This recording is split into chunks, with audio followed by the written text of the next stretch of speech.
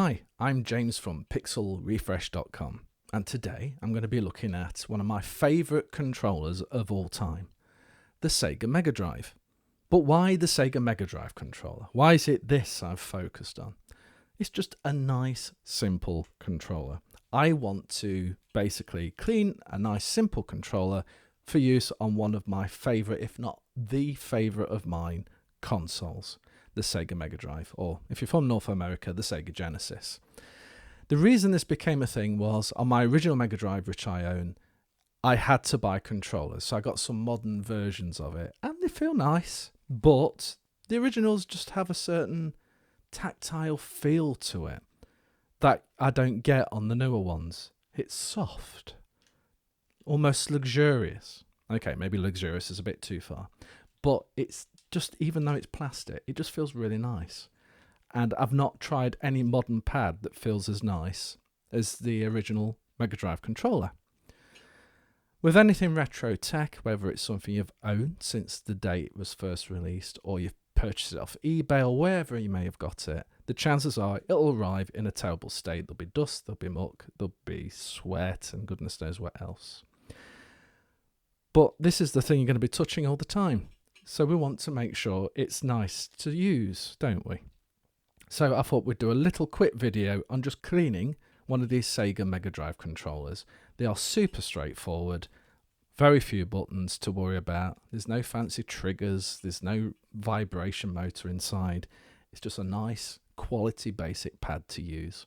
So why not get into retro tech and cleaning some of your possessions, so when you're playing these games, it's nice to pick up a controller. I ended up getting these controllers because recently I acquired something I was after for a while, a Mega Drive 2, but this also came with the Mega CD2, which I will definitely do a video of at some point in the near future. But for today, let's clean a Mega Drive controller. So, the Mega Drive 2 in all its glory, with its bright red buttons. This has had a clean, but it's already got dusty, just 48 hours sat on my desk. The Mega CD hasn't had a clean yet, but that is certainly a video for another day. The Mega Drive 1 original can even be connected to the Mega CD 2, albeit with a bit of an overhang, but an extension can be found. I just don't have one. Back to the controller, and yes, look at that D-pad. Sweat, skin flakes, and goodness knows what else is sat on there. I don't really want to use this controller just yet. The buttons themselves don't fare much better either. The back of the controller, just a number of scratches, and it needs a good scrubbing where the embossed text is. Okay, so let's take out the 6 screws on the back of the controller with a small screwdriver.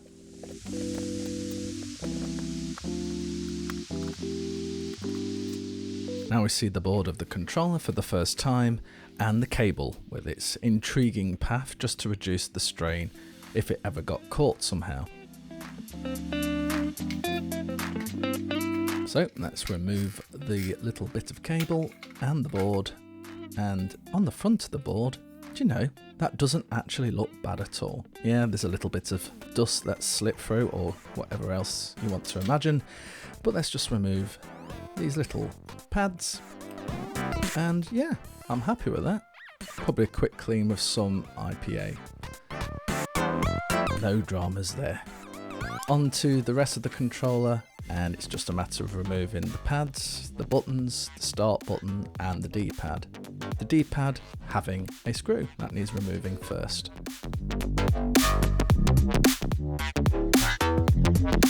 So off come the pads, one by one, and now we can pull the buttons out and inspect them a little more closely from the side. And yep, actually I think most of that scratches from use rather than muck and dust, but there's definitely some muck and awfulness there as well. Whoopsie daisies. And there's the same state on the C button, as you can see. Start button, let's just pop this out and have a closer look. Yeah, nothing dramatic there. Oh gosh, what is up with me today? So let's unscrew that D-pad. Little bit of plastic on the back to remove first. Little tiny screw. Pop it down to one side, careful not to lose it. Pop, off it comes.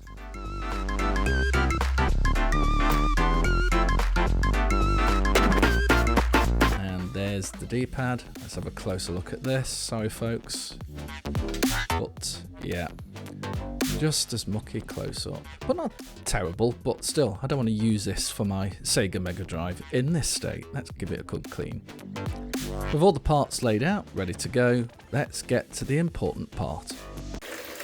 The water running and the washing up liquid. Hey, soapy soap, goodness. So who doesn't like a good cleaning montage? So let's quickly pop the case in, back and front, all the various buttons, in you pop, and give it a good clean. I like to start with a bit of a pad first just to get the worst off, and then speed this up for your personal enjoyment.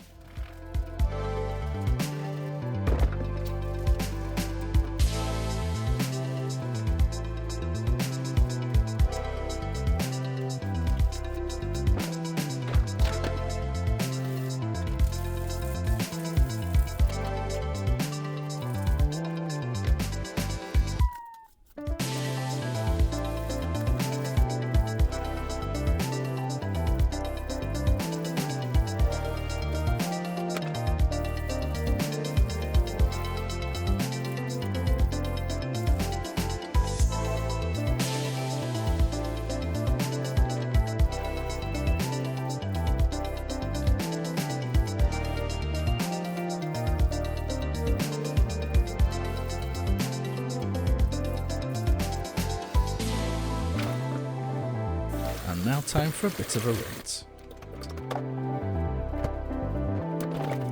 And what comes after a rinse? A bit of a dry.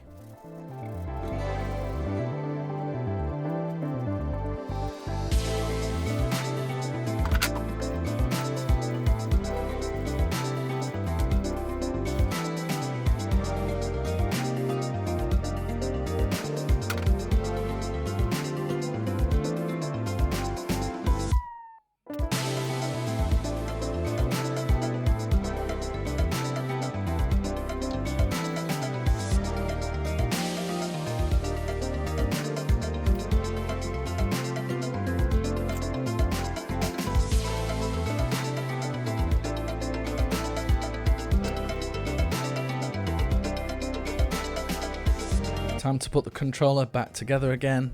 The inside looks so much better than it did before, and although you don't get to see the inside, it's just nice to know it's clean again. The buttons can only go in one way. They've got a nice little smaller and larger tab sort of design on it, and up close, look at that. Just scratches, no muck. It's actually got a little bit of a shine. I'll take that any day. So that's the buttons in, the start button, the plastic for the D-pad, that's screwed in ready for the front of the D-pad to go on, the pads go back in,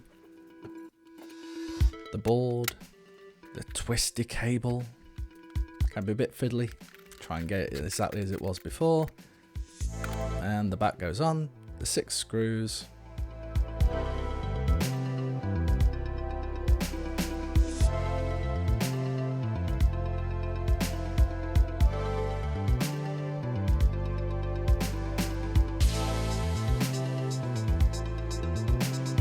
and it feels like a controller, a lovely clean Mega Drive controller.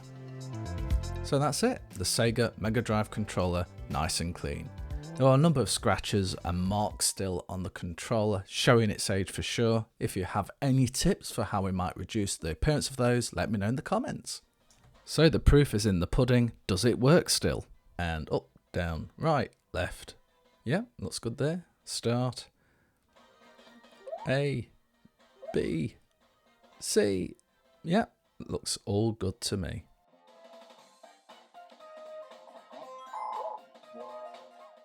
So there you have it folks, a nice clean Sega Mega Drive controller all ready to use to play one of my favourite all-time consoles. The Sega Mega Drive is truly a wonderful console of its generation, and for those 16-bit graphics and beyond, even though the add-ons could be a little bit weird at times in terms of the Mega CD and the 32X, if you have a look at the Mega Drive itself, it has a vast library of wonderful titles available, affordable as well in terms of retro tech, if you look in the right places. But yes, now I want to play all over again with my original SEGA Mega Drive controller. I hope you enjoyed this video. Please like and subscribe, and please leave a comment if you think there's a nice way of reducing some of the scratches appearance on the controller. Take care everyone, and I'll see you next time.